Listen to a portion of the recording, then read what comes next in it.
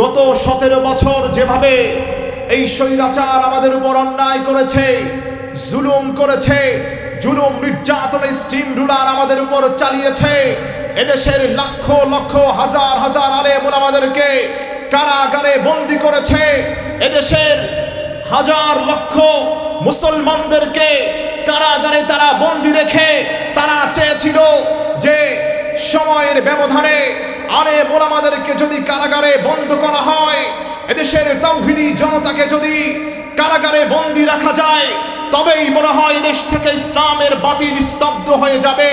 কিন্তু ওরা ভুলে গিয়েছে আল্লামা সাঈদী সাহেবকে যেভাবে কারাগারে বন্দী করে আল্লাহর কালামের প্রচার প্রসারকে নিস্তব্ধ করা যায় নাই, ঠিক একইভাবে আল্লামা সাঈদী রহমাতুল্লাহি আলাইহি চলে গিয়েছেন, তার উত্তর সূরিরা চলে যায় নাই। চিল্লা বলেন ঠিক কিনা?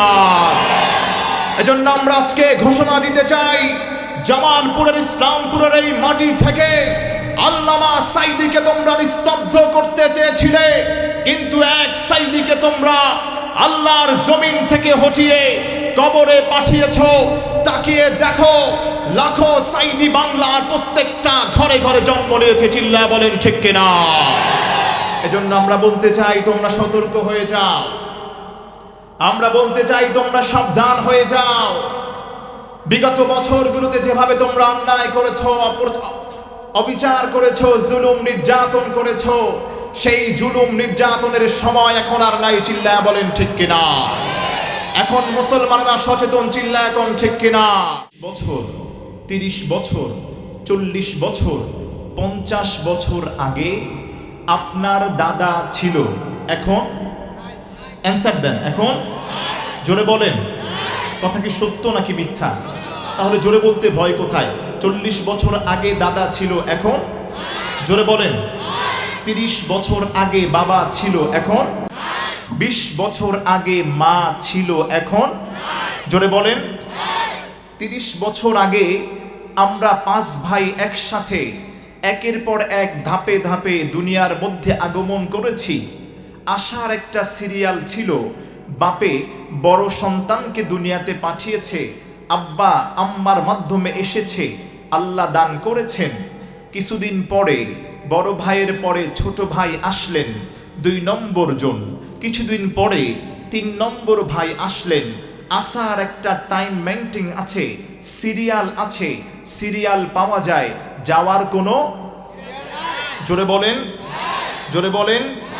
20 বছর আগে যেই ভাইয়েরা সবাই একসাথে ছিলেন, 5 ভাইয়ের মধ্যে বড় ভাই তো বয়স্ক, বড় ভাই তো সব থেকে বড়, বাবার বড় সন্তান, কিন্তু দেখা যায় অন্তরটাকে নরম করে দেন, দিলের কান দিয়ে শোনেন, আপনার মনোযোগটা বাড়ান। বাবার বড় সন্তান, 5 জন সন্তানের মধ্যে বাবার যেই বড় ছেলে, বড় ভাই, 5 জন ভাই বোনের মধ্যে দেখা যায় 4 জন আছে। বড় ভাইয়ের সিরিয়াল থেকে শুরু করে 4 নাম্বার পর্যন্ত সবাই আসে। হঠাৎ করেই খবর আসে, মোল্লা বাড়ির 5ম সন্তান দুনিয়াতে নাই। এমন ঘটনা আছে না নাই? একটু জোরে বলেন, আছে না নাই? আর একটু জোরে বলেন, আছে না নাই? তাহলে সন্তান ছিল কয়জন? আমার দিকে মনোযোগ বাড়ান, সময় সংক্ষেপ। কয়জন? বাবার সন্তান ছিল 5 জন, বড় সন্তান আছে, 4র্থ জন পর্যন্ত সবাই আছে, 5 নম্বর জন দুনিয়াতে নাই। তাহলে আমরা বুঝতে পারি, প্লাস এবং মাইনাস করে, যোগ এবং বিয়োগ করে এটা আমাদের কাছে অ্যান্সার আসে যে আসার একটা সিরিয়াল পাওয়া যায়, যাওয়ার কোনো সিরিয়াল নাই। চিল্লা বলেন ঠিক কিনা? সেম প্রিয় ভাইরা, মনোযোগ দেন, কথাগুলো শোনেন। আপনার বাবা, আমার বাবা, আপনার মা, আমার মা, আমাদের মা, তোমাদের মা, তোমাদের বাবা, তিনি 20 বছর আগে ছিলেন, এখন নাই। 30 বছর আগে ছিলেন, এখন নাই। ওই বাবা আপনাকে আমাকে লালন করেছেন, পালন করেছেন, বড় করেছেন, শিক্ষা দীক্ষা দিয়েছেন, সুন্দর মার্জিত ভাষায় কথা বলার জন্য মা আমাদেরকে ভাষা শিক্ষা দিয়েছেন। বাবা হাঁটি হাঁটি পা পা করে সন্তানকে হাতে ধরে বাবা স্কুলে নিয়ে গিয়েছে, হাটে বাজারে বাবা নিয়ে গিয়েছে। সেই বাবা 20 বছর আগে ইন্তেকাল করেছে। মা 20 বছর আগে চলে গিয়েছে, এমন লোক আছে না নাই? জোরে বলেন, আরো জোরে বলেন। ওই 20 বছর 30 বছর আগে যে বাবা ইন্তেকাল করেছে, ওই বাবা ওই মা, আমি বলেছি মাহফিলে আসার কারণ কয়টা? এই জোরে বলতে হবে, কয়টা? এই 1 নম্বর কারণ হলো আপনাকে আমাকে যেই মা জন্ম দিয়েছেন, যেই মা নিজে না খেয়ে সন্তানকে খাইয়েছেন, বাবা বাজার করে যখন বাজার থেকে বড় একটা মাছ বা নিয়ে আসতো, বাবা মায়ের কাছে দেয়া হতো, মা কি করত? একটু মনোযোগ দেন। মা বড় মাছটাকে সুন্দরভাবে বটির মধ্যে রেখে টুকরো টুকরো করে বড় পিসটা মা নিজেই কাটতেন, মাথাটাও মা নিজেই কাটতেন, সুন্দর করে প্যাকিং করে মা ফ্রিজিং করে রেখে কিছুদিন পর যখন সন্তানটা বাড়িতে আসে, লেখাপড়া শেষ করে যখন ছুটি থেকে, মাদ্রাসা থেকে, স্কুল ভার্সিটি থেকে, ঢাকা থেকে বাড়িতে আসে, ওই মা কি করে? মনোযোগ দেন। মা ওই বাজার থেকে বাবা যে বড় মাছটা নিয়ে আসছিল, মা পারতেন খেয়ে ফেলতে, মা পারতেন সেটাকে ভাজি করে সবার আগেই মা ভক্ষণ করতে, কিন্তু মা এটা করে না। কারণ মা তো জানে এটা আমার নার ছেঁড়া ধন। আমি 10 মাস 10 দিন আমার সন্তানটাকে, আমার আব্দুর রহিমকে, আব্দুল জলিলকে আমি বড় কষ্ট করে লালন করেছি। ঢাকা থাকে, কি খায় না খায় আমি জানি না। ওই মা কি করে? আপনার মা, আমার মা, মায়ের কষ্ট আমরা বুঝি না। ওই মা বড় মাছটা পিস করে ঠিকই মা রেখে দেয়, মা খায় না। খাওয়ার সময় মা সর্বপ্রথম সন্তানের জন্য রেখে দেয়। চিল্লা বলেন ঠিক কিনা? এরপরে বাবা আপনি খেয়াল করেন, আমি আপনাকে বোঝাতে পারবো না, আমি আপনাকে হাতে ধরে পায়ে ধরে বোঝাতে পারবো না। আপনি শিক্ষিত মানুষ, আপনি জ্ঞানবান, আপনাকে বুঝতে হবে যেই বাবা আপনি স্কুলে পরীক্ষা দিবেন, মাদ্রাসার পরীক্ষার সময় হয়ে গিয়েছে, মা বাবাকে বলছে, ওগো তোমার সন্তান তো পরীক্ষা দিচ্ছে, ফি প্রয়োজন 1000 টাকা, 500 টাকা, 300 টাকা, 500 টাকা সন্তানের জন্য দিতে হবে। বাবা 1 মাস ধরে কোনো কাজ নাই, চাকরি নাই, দৌড়াদৌড়ি, বাবা পেরেশান, কি করবে? এর মধ্যে বাবা অনেক কষ্ট ক্লেশ করে 500 টাকা ধার করে সন্তানের জন্য পরীক্ষার ফি দিয়ে দেয়। এমন আছে না নাই? জোরে বলেন, আপনার আমার আব্বা দিয়েছে কিনা ভাই? একটু জোরে বলেন, একটু মনে করেন, আব্বা আম্মার কথা একটু মনে করেন, দিয়েছে কিনা ভাই? আরো জোরে বলেন। ওই আব্বা আম্মা যিনি, বাবাটা রোদে পুড়ে বৃষ্টিতে ভিজে ওই 10 তলার উপর বাবা এসির কাজ করে, রঙের কাজ করে, জীবনটাকে একটা রশির মধ্যে টানিয়ে বাবা তোমার জন্য আমার জন্য স্কুলের ব্যাগ কিনে দেয়, বাসার সংসারটা বাবা চালায়।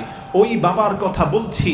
এই মাহফিলে আসার 1 নম্বর কারণ হলো 20 বছর আগে যারা বাবা হারিয়েছ, তাকিয়ে দেখো ওই কবরস্থানের দিকে, যেই কবরস্থানে বাবা শুয়ে আছেন, যেই কবরস্থানে মা শুয়ে আছেন, ওই মা তোমার কাছে টাকা চায় না, পয়সা চাই না। যুবক ভাইরা, ওই মা তোমার কাছে একটা নোরাজারি করে, আমার সন্তানটা কোরআনের মাহফিলে যাবে, মার্কাজুল উলুম কওমি মহিলা মাদ্রাসার মাহফিলে বসে আমি আমার মায়ের জন্য, ওই জনম দুঃখিনী মা তাকিয়ে আছে কবরস্থান থেকে, আমার সন্তানটা আমার জন্য দোয়া করবে, আমার মালিকটা আমার জন্য দোয়া করবে, আর ওই দোয়ার ওসিলায় আল্লাহ আমার কবরটাকে জান্নাত বানাবে। আল্লাহু আকবার।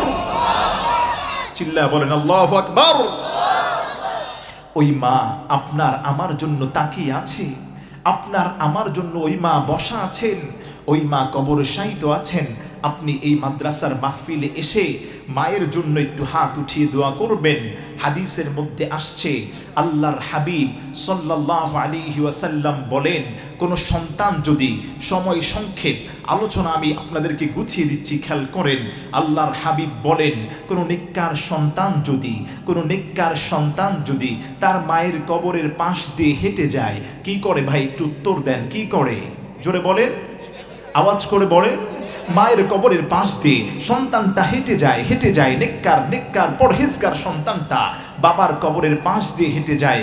আল্লাহর হাবিব বলেন ওই বাবার কবরের পাশ দিয়ে হেঁটে যাওয়ার কারণে নেককার পরহেজগার হওয়ার কারণে আল্লাহ রব্বুল ইজ্জাতুল জালাল ওই পিতা মাতার কবরে আযাবগুলোকে বন্ধ করে দেন। আল্লাহু আকবার।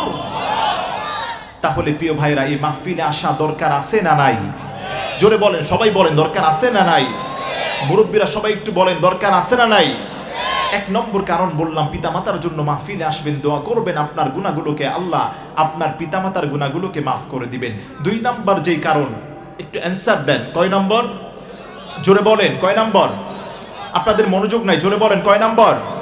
এক নম্বর কারণ পিতামাতার জন্য আপনি মাহফিলে আসছেন।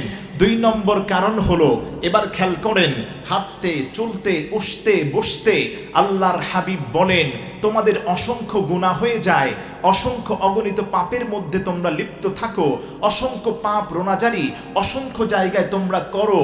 আল্লাহর হাবিব বলেন যখনই তোমরা কোনো কোরআনী মাজলিসে আসো, আল্লাহর রাসূলের ঘরের কথা, আল্লাহ রব্বুল ইজ্জাতুল জালালের কথাগুলো যখন তোমরা শোনো, এই জান্নাতের বাগান যেটাকে আমরা আজকের এই মাহফিল দেখতে পাচ্ছি, আল্লাহর হাবিবের হাদিসের ভাষা এটা হচ্ছে জান্নাতের বাগান।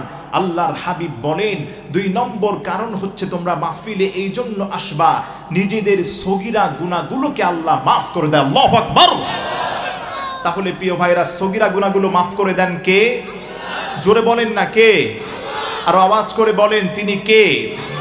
এরপরে আল্লাহর হাবিব বলেন, একটু অ্যান্সারটা নেন, আপনি শুধু বাসায়টা নিয়ে যাবেন। আল্লাহর হাবিব বলেন দুই নম্বর কারণ হলো, যারা এই মাহফিলে আসবে এবং বসবে, সংক্ষেপে বলে যাচ্ছি, তহাবি শরীফের মধ্যে আসছে 3656 নং হাদিসের মধ্যে আল্লাহর হাবিব বলেন মা জালাসা কওমুন ইয়াযকুরুনাল্লাহ, আল্লাহর কোনো গোলাম যদি, আল্লাহর কোনো বান্দা যদি কোনো জিকিরের মাজলিসে এসে বসে পড়ল, মাহফিলে বসলো, আল্লাহর কথা শুনলো, নবী পাক সাল্লাল্লাহু আলাইহি ওয়াসাল্লামের প্রশংসা শুনলো, এগুলো শুনে ওই বান্দাটা এই মাহফিলে বসেছে, মা জালাসা কওমুন ইয়াযকুরুনাল্লাহ, আল্লাহর জিকির করে এবং শোনে। আল্লাহর হাবিব বলেন আন্নী উশহিদুকুম কদ গুফিরতু লাকুম, আন্নী উশহিদুকুম কদ গুফিরতু লাকুম। আল্লাহু আকবার। আল্লাহর হাবিব বলেন ওই ফেরেশতাদেরকে আল্লাহ পাক সাক্ষী রেখে বলেন, ও ফেরেশতারা যারা এই মারকাজুল উলুম কওমি মহিলা মাদ্রাসার মাহফিলে এসেছে, ফেরেশতা তুই সাক্ষী থাক, আল্লাহ তাআলা ওই বান্দার জীবনের গুনাহগুলোকে মাফ করে দিয়েছেন। আল্লাহু আকবার। তাহলে প্রিয় ভাইয়েরা, গুনাহগুলো মাফ করে দেন কে? জোরে বলেন তিনি কে? এই আওয়াজ দিয়ে হবে না, আর একটু জোরে বলতে হবে তিনি কে। এরপরে একটু অ্যান্সারটা নেন।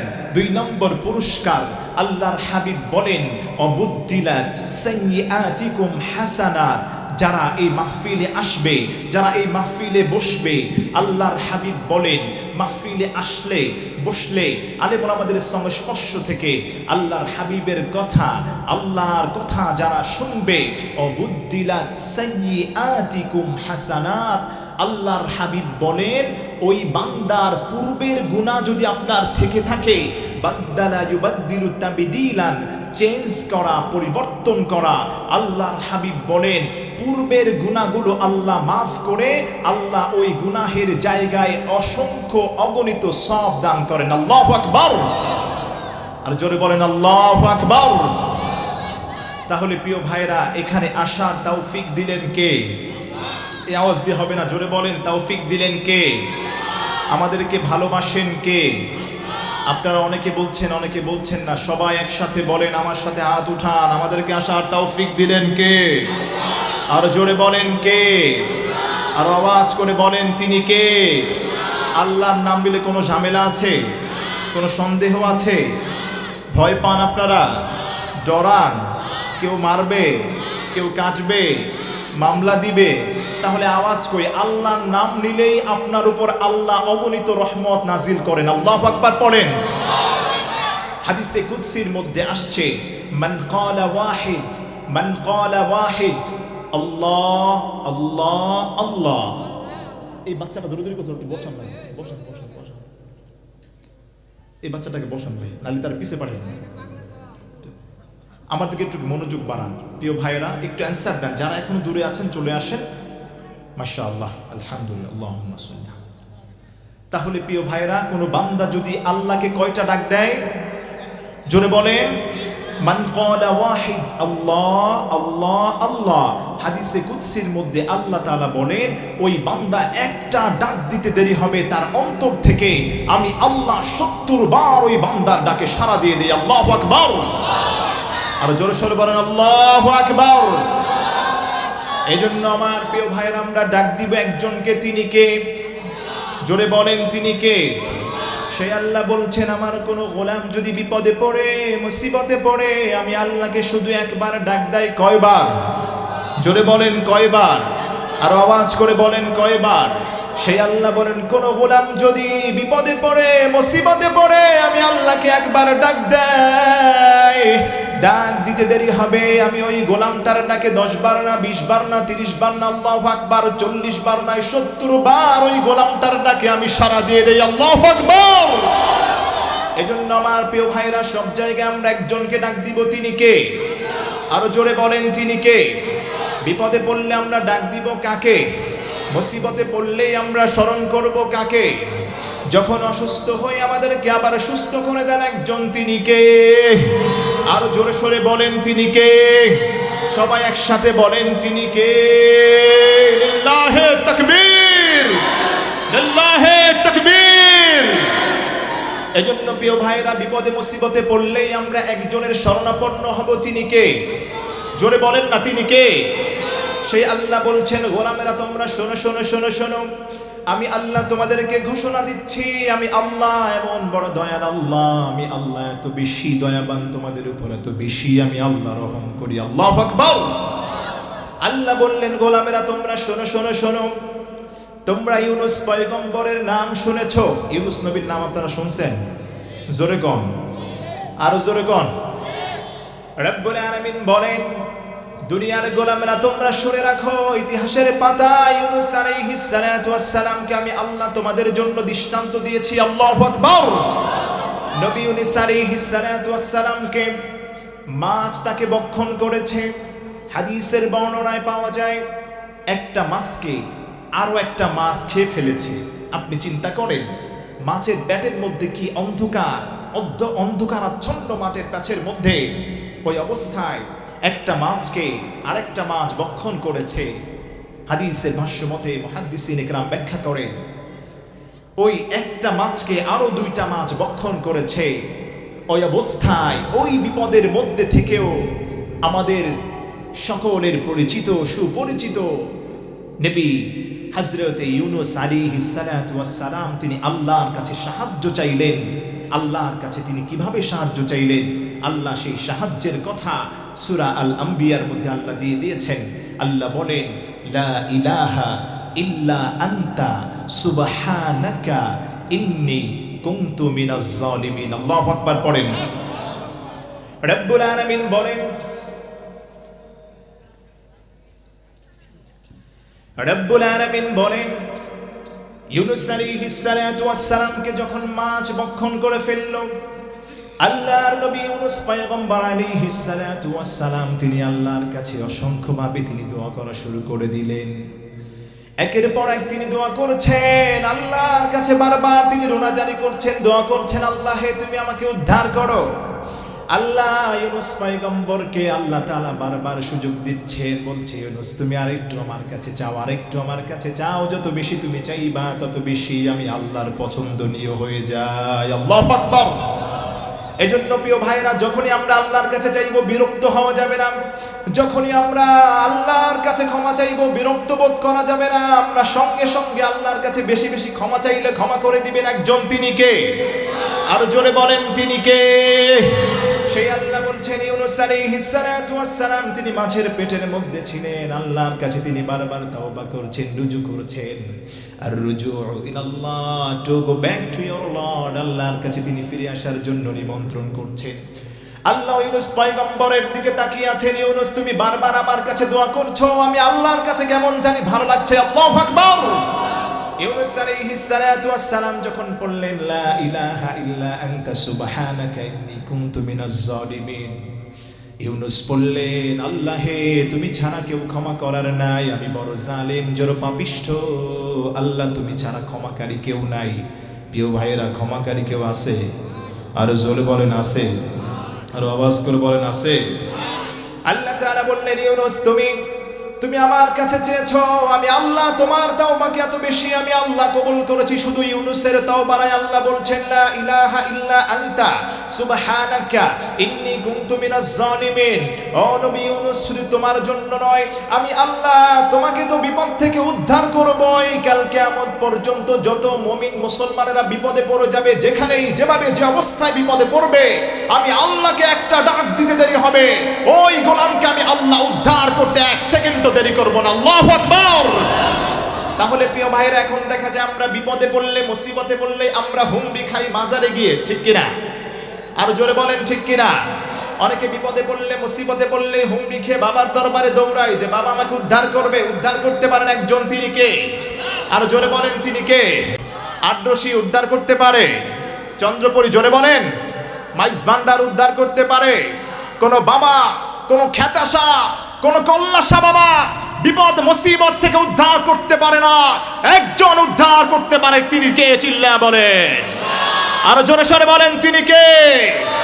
আপনি যখনই মুসিবতে পড়বেন, বিপদে পড়বেন, একজনের শরণাপন্ন হবেন। ওই আল্লাহর যদি শরণাপন্ন আপনি হতে পারেন, মুতাওয়াজ্জিহান ইলাল কিবলা। আল্লাহু আকবার। আল্লাহ বললেন, কোন গোলাম যদি বিপদে পড়ে যায়, মুসিবতে পড়ে যায়, ওই সময়ে যদি ওই গোলামটা আমি আল্লাহর কাছে তাওবা করে, আমি আল্লাহর কাছে যদি ফিরে আসি, ওই গোলামটা ফিরে আসতে দেরি হবে, আমি আল্লাহকে একটা ডাক দিতে দেরি হবে, আমি আল্লাহ ওই গোলামটার ডাকে 70 বার সাড়া দিয়ে দিব। আল্লাহু আকবার। এজন্য আমার প্রিয় ভাইরা, আমরা একজনের কাছে সবসময় সাহায্য চাইবো। তিনি কে? জোরে সরে বলেন তিনি কে? এই আওয়াজ দিয়ে হবে না, আরো জোরে বলেন তিনি কে? সামনের ভাইরা একটু বলেন তিনি কে? পিছনের ভাইরা বলেন তিনি কে? আল্লাহকে দেখান সর্ব অবস্থায়, সর্বক্ষেত্রে, বিপদে মুসিবতে, যে কোনো অবস্থায়, যে কোনো সিচুয়েশনে যদি আমরা পড়ে যাই, দুই হাত তুলে আল্লাহকে দেখান। ওই অবস্থায় কোনো বাবার দরবারে যাওয়ার দরকার নাই, কোন পীরের দরবারে যাওয়ার দরকার নাই। আপনি বিপদে মুসিবতে যদি পড়েন, ওই সময় যদি আপনার, আমার রব, আমাদের রব এক আল্লাহর কাছে হাত উঠে দেখান আল্লাহকে, ওই আল্লাহর কুদরতি কদমে সেজদা দিতে রাজি আছেন তো ইনশাআল্লাহ? কারা কারা রাজি আছেন? দুই হাত তুলে আল্লাহকে দেখান। লিল্লাহে তাকবীর, লিল্লাহে তাকবীর, লিল্লাহে তাকবীর। আল কোরআনের আলো, কোরআন সুন্নাহর আলো। আল্লাহ আমাদের সবাইকে কবুল করেন, পড়েন আমিন। আর জোরে বলেন আমিন। প্রিয় ভাইয়েরা, আমরা মুসিবতে পড়লেই আমরা অস্থির হয়ে যাই, আমরা পাগলের মতো হয়ে যাই, আমরা ডিপ্রেশনে ভুগি। হায় হায়, আমরা কি করব? কিন্তু আল্লাহর হাবিব, আপনি একটু খেয়াল করেন প্রিয় ভাইরা, আল্লাহর হাবিব সরকারে দু আলম নবী, তিনি সাহাবীদেরকে শিক্ষা দিতেন, সাহাবায়ে কেরামকে আল্লাহর হাবিবের কথাগুলো শুনতেন। আপনার ব্যবসায় লোকসান হয়েছে, মুসিবতে পড়েছেন, আপনি চাইবেন একজনের কাছে, তিনি কে? এই যে আওয়াজটা দিলে হবে না, জোরে বলেন তিনি কে? সাহাবায়ে কেরামরা যখনই কোনো ঝামেলায় পড়তেন, ডিপ্রেশন চলে আসতো, আল্লাহর হাবিবের কাছে গিয়ে বলতেন, ইয়া রাসূলুল্লাহ, ইয়া হাবিবাল্লাহ, ওগো দয়াল নবীজি, আপনি আমাকে একটা ইনফরমেশন দেন, আমি বিপদে পড়ে আছি, নবী গো, আমি কি করতে পারি?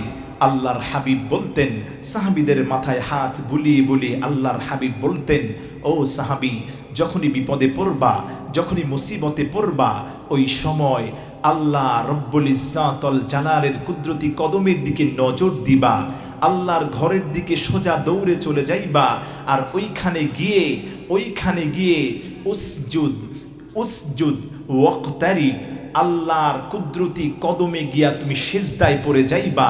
আল্লাহর কাছে যদি সেজদায় পড়তে পারো, আল্লাহ বলেন ওই গোলামটা এই পৃথিবীর কোনো মানুষের কাছাকাছি যেতে পারে না, কিন্তু আমার গোলামটা যদি বিপদে পড়ে মুসিবতে পড়ে ব্যবসায় লোকসান হয়েছে, ব্যবসায় লাভ নাই, বাসা বাড়িতে ঝামেলা, মামলা মোকদ্দমায় পড়ে আছে, আল্লাহর কোনো গোলাম যদি সাহাবীরা আল্লাহর হাবিবের কাছে শিক্ষা নিতেন, সঙ্গে সঙ্গে তারা গিয়ে ওই ডিপ্রেশন অবস্থায়, আমরা তো হুট করেই বাবার দরবারে গিয়ে লম্বা একটা সেজদা করি, নাউজুবিল্লাহ পড়েন। সাহাবায়ে কেরাম আল্লাহর হাবিবের কথা শুনে ওয়াসজুদ ওয়াক্তারিব, তারা সঙ্গে সঙ্গে সিজদায় লুটিয়ে পড়তেন। আর আল্লাহ বলেন, যেই বান্দাটা সিজদা দিবে, সিজদা দেওয়ার সঙ্গে সঙ্গে এই গোটা পৃথিবীর মানুষের কাছ থেকে গোলামটা আলাদা হয়ে আমি আল্লাহর নিকটবর্তী হয়ে যাবে। আল্লাহু আকবার। ওয়াসজুদ ওয়াক্তারিব, আল্লাহ বললেন বেশি বেশি সিজদা করো, আর বেশি বেশি সিজদা করলেই আমি আল্লাহ নিকটবর্তী তুমি হয়ে যাবে। আল্লাহু আকবার পড়েন, আর জোরে বলেন আল্লাহু আকবার। তাহলে প্রিয় ভাইরা, বিপদে মুসিবতে পড়লেই নামাজ পড়তে হবে, ঠিক কিনা? বিপদে মুসিবতে পড়লেই কোরআন পড়তে হবে, ঠিক কিনা? বিপদে মুসিবতে পড়লেই আল্লাহর পথে চলতে হবে, ঠিক কিনা? জোরে বলেন। এজন্য আমরা যদি বিপদে মুসিবতে ক্রাইসিসে, যে কোনো ঝামেলা, যে কোনো অসুবিধায় আমরা পড়ে যাই, একজনের কাছে ফিরে যাব, তিনি কে? আরো জোরে বলেন, তিনি কে? আরো আওয়াজ করে বলেন, তিনি কে? এজন্য আমার প্রিয় ভাইরা, এখন থেকে আজকের এই মাহফিল থেকে আমরা ওয়াদা করতে চাই, কারা কারা আগে একটা সময় আপনার বিপদ মুসিবত হলেই আপনি মন ভেঙে ফেলতেন, সিগারেট খেতেন, নেশা করতেন, আপনাদের কাছ থেকে আমি আজকে ওয়াদা নিতে চাই, মার্কাজুল উলুম মহিলা কওমি মাদ্রাসার এই মাহফিল থেকে আপনার ঘরে ভাত নাই, রিজিকের অভাব, ব্যবসায় উন্নতি নাই, আপনি পেরেশানিতে আছেন, এখন থেকে আর বাবার দরবারে যাওয়া চলবে না, একজনের দরবারে আমরা যেতে চাই, তিনি কে? আরো জোরে সোরে বলেন, তিনি কে? সেই আল্লাহর দরবারে যদি আপনি যেতে পারেন, ওই আল্লাহ আপনার ব্যক্তিগত জীবনকে, পারিবারিক জীবনকে, আপনার অর্থনীতি জীবনকে, রাষ্ট্রীয় সামাজিক আন্তর্জাতিক জীবন পর্যন্ত সব জায়গায় বরকত দিয়ে একজন পরিপূর্ণ করে দিবেন, তিনি কে? আরো আওয়াজ করে বলেন, তিনি কে? আরো জোরে সরে বলেন, তিনি কে? এখন প্রিয় ভাইয়ের একটা আমলের কথা বলবো, আমলটা সবাই নিয়ে যেতে রাজি আছেন তো? জোরে বলেন। অনেকে কথা বলে, অনেকে বলে না, নিজে রাজি আছেন তো ইনশাআল্লাহ? আরো জোরে বলেন, রাজি আছেন তো ইনশাআল্লাহ? সেই আমলটা হলো, যদি কোনো মানুষ একটা কাজ করতে পারে, কি করতে পারে? আওয়াজ নাই, জোরে বলেন, আরো জোরে বলেন। সবাই বলে না, অনেকে সামনের দিকে বলে, পিছনে বলে না। জোরে সরে বলেন, কয়টা কাজ? আরো জোরে সরে বলেন, কয়টা কাজ? আল্লাহর হাবিব সাল্লাল্লাহু আলাইহি ওয়াসাল্লাম বলে গিয়েছেন, খেয়াল করেন প্রিয় ভাইরা, আপনার মনে ডিপ্রেশন দূর হয়ে যাবে। আল্লাহর কসম খেয়ে বলছি, আল্লাহি তাল্লাহি বিল্লাহি, আল্লাহর নামে 3টা শপথ করে বলছি, আল্লাহর নামে 3টা শপথ করে বলছি, যদি আপনি এই একটা কাজ বেশি বেশি করতে পারেন, আল্লাহ আপনার সংসার থেকে ঝামেলা দূর করে দিবে, আল্লাহ আপনার পেরেশানি দূর করে দিবে, আল্লাহ আপনার কামাই রুজিতে বরকত দিবে, আল্লাহ আপনার পেরেশানি দূর করে দিবে। প্রিয় ভাইরা, একটু কথা বলেন, আপনার আমার পেরেশানি আছে না নাই? জোরে বলেন, আছে না নাই? ঘরে সংসারে ঝগড়া ফাসাদ আছে না নাই? কম না বেশি? জোরে বলেন। প্রত্যেক ঘরে ঘরে জনে জনে এখন এই ঝামেলাগুলো ফিল করছে যে হুজুর আমাদেরকে কিছু আমল দেন, যে আমল করলে সংসারে বরকত হবে, ঝামেলা দূর হয়ে যাবে, বিপদ থেকে আমরা উদ্ধার হতে পারবো। তাদের জন্য বেসিক একটা আমল, আল্লাহর হাবিব যে আমলটা শিক্ষা দিয়েছেন, এটা সবাই আমরা পারি। অনেকে অনেক সময় বলে, হুজুর কোরআনের এই অংশ দিয়েছেন আমল, আমি তো কোরআন পড়তে পারি না, আমি তো হাদিস পড়তে পারি না, সহজ কিছু আমলের কথা বলেন। তাদের জন্য বেসিক একটা আমল আমি বলে দেই। এই আমলটা যদি আপনি উঠতে বসতে ঘরতে চলতে ফিরতে যদি করতে পারেন, আল্লাহর হাবিব আপনাকে 2টা পুরস্কার দিবেন। কয়টা? সবাই জোরে বলেন, কয়টা? আর আওয়াজ করে বলেন, কয়টা? 1 নম্বর হলো, সেই বিষয়টা হলো, যেই বিষয়টা আমি প্রথমে আপনাদেরকে মাইকের সামনে এসেই বলেছি, সেই শব্দটির নাম হচ্ছে সালাম। আল্লাহু আকবার পড়েন, আর জোরে বলেন আল্লাহু আকবার। এই সালাম, মা মানা সালাম, সালাম শব্দের অর্থ কি, মিনিংটা কি কেউ জানেন আপনারা? সবাই জানেন না? সালাম নামটা কার? জোরে বলেন কার? ইয়া সালামু ইয়া সালামু ইয়া সালামু, হে শান্তিদাতা, হে দয়ার সাগর, আল্লাহু আকবার। কেউ যদি বেশি বেশি করে সালাম দিতে পারে তার জন্য আল্লাহর হাবিব বলেছেন দুইটা পুরস্কার। কয়টা ভাই? জোরে বলেন। এক নম্বর পুরস্কার হলো আপনার ঘরে সংসারে ঝামেলা চলছে, স্ত্রীর সঙ্গে আপনার মিল নাই, স্ত্রী আপনার উপর রেগে থাকে, আপনিও স্ত্রীর উপর রেগে থাকেন, খুব ঝামেলা। দেখা যায় আপনি একজন মালিকের আন্ডারে কাজ করেন, ওই মালিকটা আপনার উপর বিরক্ত, আপনাকে ঝামেলায় ফেলবে, শাস্তি দিবে, অন্যায় করে ফেলেছেন, মালিক রাগান্বিত। আল্লাহর হাবিব সরকারে দু আলম নবী স্পষ্টভাবে বলে দিয়েছেন, কোনো রাগান্বিত ব্যক্তির সামনে গিয়ে বাসায় প্রবেশ করে স্ত্রী খুব রেগে আছে, ঝগড়া হবে হবে ভাব, এমন একটা অবস্থা। আল্লাহর হাবিব বলেন ওই অবস্থায় যদি আল্লাহর কোনো গোলাম যদি তার বাসায় প্রবেশ করে এভাবে বলে আসসালামু আলাইকুম ওয়া রাহমাতুল্লাহি ওয়া বারাকাতুহু, আল্লাহর হাবিব বলেন সঙ্গে সঙ্গে ওই রাগান্বিত ব্যক্তির রাগগুলোকে আল্লাহ নিমেষেই আল্লাহ শেষ করে দেয়। আল্লাহু আকবার। তাহলে প্রিয় ভাইয়ের এখন থেকে আমলটা করতে রাজি আছেন তো ইনশাআল্লাহ? এরপরে নাম্বার 2, 2 নম্বর যেই পুরস্কার আপনি সালাম দিলে পাবেন, 2 নম্বর যেই পুরস্কার সালাম দিলে আপনি পাবেন, আল্লাহর হাবিব বলেন যারা বেশি বেশি করে সালামের প্রচার এবং প্রসার করবে, আল্লাহর হাবিব বলেন সরকারে দু আলম নবী বলেন আল্লাহ রব্বুল ইজ্জত ওয়াল জালাল ওই বান্দাটার উপর স্পেশাল রহমত আসমান থেকে নাজিল করবেন। আল্লাহু আকবার। আর জোরে বলেন আল্লাহু আকবার। তাহলে প্রিয় ভাইরা এখন থেকে আমরা ইনশাআল্লাহ সালামের প্রচার প্রসার করতে রাজি আছি তো ইনশাআল্লাহ? আর জোরে বলেন কারা কারা রাজি আছেন? দুই হাত তুলে আল্লাহকে দেখান, লিল্লাহে তাকবীর, লিল্লাহে তাকবীর। আল্লাহ আমাদের সবাইকে কবুল করেন, পড়েন আমিন। আর জোরে বলেন আমিন। প্রিয় ভাইরা আজকের এই মাহফিল মারকাজুল উলুম মহিলা কওমি মাদ্রাসার উদ্যোগে, এই মাদ্রাসা আমাদের ঘরে ঘরে পাড়ায় পাড়ায় মহল্লায় মহল্লায় দরকার আছে না নাই? আসতে বললেন, জোরে বললে ইসলামপুর থেকে পুলিশ এসে ধরে নিয়ে যাবে। দরকার আছে না নাই? আরো জোরে বলেন দরকার আছে না নাই?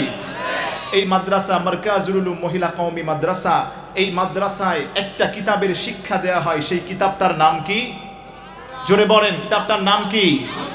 এই কিতাবটার মধ্যে কোনো সন্দেহ আছে? কোনো সংশয় আছে? Any confusion, any doubt? লা শাক্কা ফি, লা রাইবা ফি। আল্লাহ রাব্বুল আলামিন কোরআনের শুরুতেই বলে দিয়েছেন, এই কোরআনের কোন পৃষ্ঠায়, কোন নক্তায়, কোন জের জবরে, কোন আয়াতের মধ্যে, কোন সূরার মধ্যে, কোন পারার মধ্যে আগেও কেউ কখনো কোনো ভুল দেখাতে পারেনি, এখনো পারছে না, কিয়ামত পর্যন্ত পারবে না। চিল্লা বলেন ঠিক কিনা? এজন্য প্রিয় ভাইয়েরা কোরআনের সঙ্গে থাকতে রাজি আছেন তো ইনশাআল্লাহ? এজন্য প্রিয় ভাইয়েরা 3টা কর্মসূচি আজকে আমরা নিয়ে যাব ইনশাআল্লাহ। কয়টা কর্মসূচি? 1 নম্বর হলো যেই 3টা জিনিসের দিকে তাকালেই সব দান করেন একজন, তিনি কে? জোরে বলেন তিনি কে? আপনি 3টা কাজ করবেন। এই 3টা কর্মসূচি নিয়ে আমার আলোচনা আমি শেষ করব। এই 3টা কর্মসূচি যদি আপনি বাস্তবায়ন করতে পারেন, আল্লাহ রাব্বুল ইজ্জত ওয়াল জালাল আপনার উপরে স্পেশাল রহমত নাজিল করবেন, পেরেশানি দূর করবেন, পিতামাতা আপনার জন্য দোয়া করবে। আল্লাহর হাবিব বলে দিয়েছেন এই 3টা জিনিসের দিকে শুধু যদি তাকাবেন, আপনি নজর করবেন, দৃষ্টিপাত করবেন। কি করবেন ভাই? শুধু তাকাবেন। আমি আপনার দিকে তাকিয়ে আছি না? আন নাজরু ইলাল মুসহাফ, আন নাজরু ইলাল কোরআন, আন নাজরু ইলাল কাবা, আন নাজরু ইলা ওয়াজহিল ওয়ালিদাইন। এই 3টা জিনিসের দিকে শুধু আপনি নজর করবেন, দৃষ্টিপাত করবেন। অনেক সময় বলে হুজুর এই আমল করতে পারি না, জান্নাতে কিভাবে যাব? কোরআন পড়তে পারি না, জান্নাতে কিভাবে যাব? আপনার জন্য 3টা কর্মসূচি দিয়েই আমি আমার আলোচনা শেষ করে দিচ্ছি।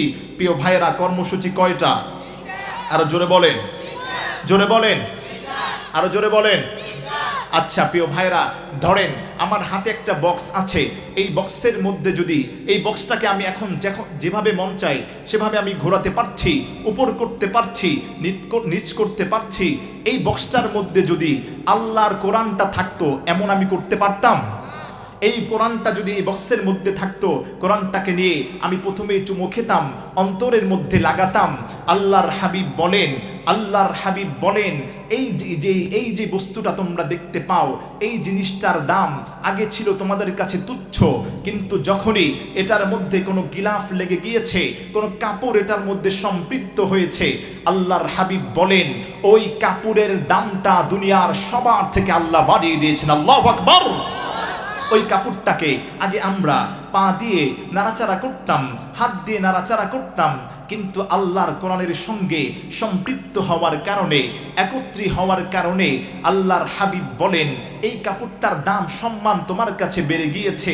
আল্লাহর কোরআন এই টেবিলের উপর রাখা ছিল, এই টেবিলটা যখন বাসায় থাকে, পা লাগে, হাত লাগে, টেবিলের উপর আমরা বসে যাই, যখনই আল্লাহর কালামটা এই কোরআনের এই টেবিলের উপর রাখা হবে, ওই টেবিলটার সামনে মানুষ যেতে সংকীর্ণ বোধ করে, সংকোচ বোধ করে।